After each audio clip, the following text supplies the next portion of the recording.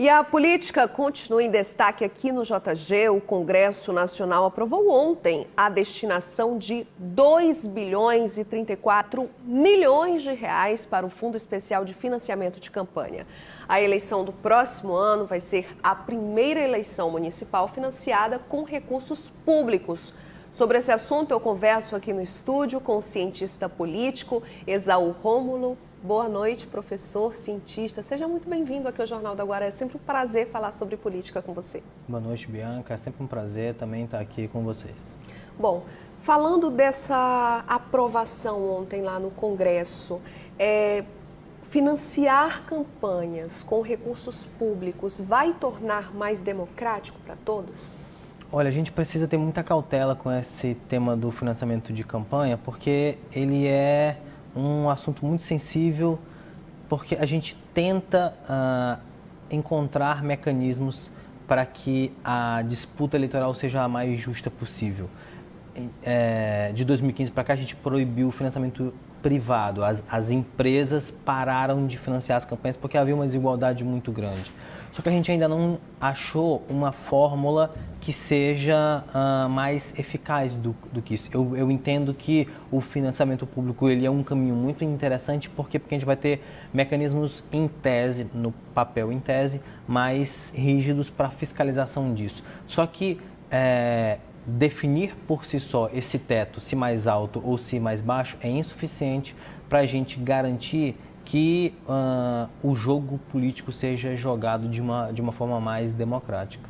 Bom, são bilhões de reais aí em jogo. A gente está falando de um país que está encerrando um ano com um novo presidente que veio aí, conseguiu levar essa reforma da Previdência para frente, justificando uma economia, contingenciamento de recursos. Como é que você acha que os brasileiros enxergam isso? Então, isso de fato é uma contradição, porque no momento em que um novo governo é eleito com uma pauta de enxugar o Estado, de tocar o aparelho burocrático com uma série de limitações, vídeo que foi a PEC do teto de gastos do governo Temer. Então, é uma contradição o legislativo impor um teto maior para o fundo eleitoral. Sempre diferenciando que o fundo eleitoral é diferente do fundo partidário. E qual é a diferença, basicamente, para quem está assistindo agora ao Jornal da Guará, para entender essa diferença entre o fundo de financiamento de campanha, fundo partidário? Como é a diferença disso? O fundo partidário é um dinheiro regular que os partidos políticos recebem todo ano para o seu financiamento. É um dinheiro público que ele vem de maneira regular. O fundo eleitoral que foi aprovado agora é um recurso para cair para os partidos só em ano eleitoral. E aí ele vai variar de acordo com o desempenho daquele partido nas eleições anteriores. E porque houve um apoio muito grande do chamado centrão, da oposição lá dentro, para aprovar que sejam esses recursos públicos que financiem as campanhas, eles eram prejudicados? Esse debate de quem financia os nossos representantes é um debate muito caro. Por quê? Porque a partir do momento em que você entende que eu sou um candidato e você financiou majoritariamente a minha campanha, eu já entro no meu mandato, no meu primeiro dia de mandato, comprometido não com quem me elegeu, mas com você que me financiou. Então, o propósito do financiamento público é desvincular os representantes políticos dos seus patrocinadores, dos seus incentivadores. Será que a gente vai ter uma campanha diferenciada ano que vem? Eu acho que a gente precisa olhar com bastante calma, porque nas últimas eleições brasileiras, isso do período da redemocratização para cá, o partido do presidente dava o tom das campanhas subnacionais, das campanhas municipais. E esse ano a gente tem uma incerteza muito grande, porque o presidente está sem partido. Hoje, o presidente da República não tem nenhum partido. Então, qual é a orientação de apoio, né? A gente tem um ritual eleitoral muito muito difícil no Brasil. A gente tem eleição a cada 2 anos. E essas eleições meio que vão dando o termômetro do apoio que você recebeu e que você continua recebendo ou não.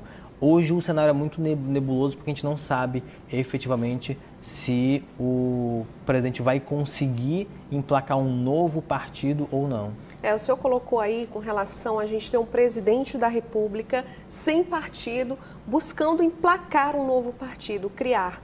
Bom, numa pesquisa rápida hoje à tarde, eu vi que o Tribunal Superior Eleitoral constatou que tem mais de 70, acho que 72 partidos na fila já para a criação. O país já tem mais de 30. O que você acha dessa quantidade de partidos? O problema da fragmentação partidária no Brasil é histórico, ele não é de hoje, mas o principal problema, na minha avaliação, não é o número de partidos, mas a não diferenciação entre eles. Em correntes ideológicas? Eles são muitos, mas eles são muito parecidos. Para o eleitor, qual é a ideia, qual é o propósito de um partido político numa democracia? Eu conseguir me enxergar naquela plataforma que está sendo discutida ali. Se eu tenho muitos partidos que não se diferenciam entre si, qual é o propósito de eles existirem então? Então, a gente precisa, mais do que eu concordo que é um número exagerado de partidos, a gente precisa de partidos que tenham uma proposta bem definida, que consigam se comunicar com o eleitor de forma que eu consiga me identificar naquelas propostas que estão sendo levantadas ali. Por exemplo, essa falta de uma especificidade partidária, de uma ideologia, ou até que se aproximam de outros partidos, essas correntes ideológicas, tem criado dentro do Congresso uma separação ali, tem o centrão, tem a direita, tem a esquerda, os brasileiros acabaram ficando divididos, quem é de esquerda, quem é de extrema direita. Como é que você vê hoje essa polaridade? Hoje o Brasil vive um momento em que a extrema-direita está comandando o Executivo Nacional. Isso é preciso ser dito com todas as letras e sem nenhum pudor.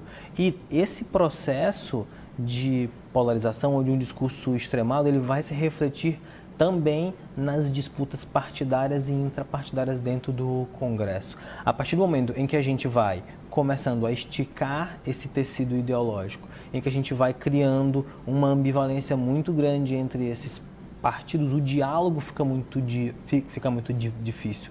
Então, a gente tem hoje um cenário extremamente complexo para lidar com a diferença, porque hoje a gente ainda vive os reflexos da criminalização dos partidos políticos. Bom, em que sentido essa criminalização?